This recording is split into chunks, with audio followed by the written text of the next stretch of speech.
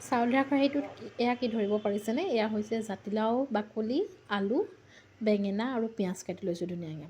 তাৰপিছত কেৰাহী এটা ধুনীয়াকৈ গৰম হৈ মাছৰ মাথাকেইটা ভাজি লৈছোঁ। এই যে পেলনীয়া কেতিয়াবা যে পেলাই দিয়া জাতিলাও আগেও যে এখন ইমান ধুনীয়া জ্বলা ভাজি হ'ব পাৰে, তাকে আজি বনাই আপোনালোকৰ আগত দেখুৱালোঁ।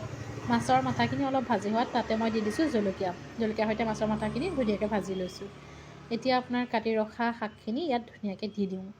মই ভবাই নাছিলোঁ ইমান বেছি টেষ্টি হ'ব বুলি। তাতে হালধি অকণ দিলোঁ। মায়ে মানে এদিন ভোজ এটাত খাইছিলে বোলে জাতিলাওৰ বাকলিবোৰ বোলে মানুহে পেলাই নিদি জ্বলা ভাজি দি দিয়ে।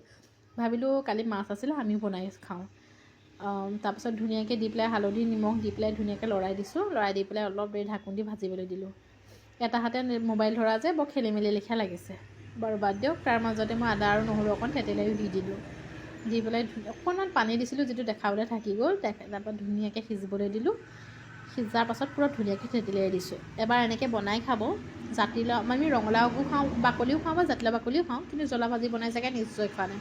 এবাৰ খাই চাব, তাৰপাছত ক'ব তাতে আমাৰ জাতিলাওটো ঘৰুৱা আছিলে, কি যে সুন্দৰ টেষ্ট হৈছিল নহয়। ৰেচিপিটো আপোনালোকৰ মাজলৈ আগবঢ়ালোঁ। এবাৰ প্লিজ বনাই খাই চাব দেই। Thank U.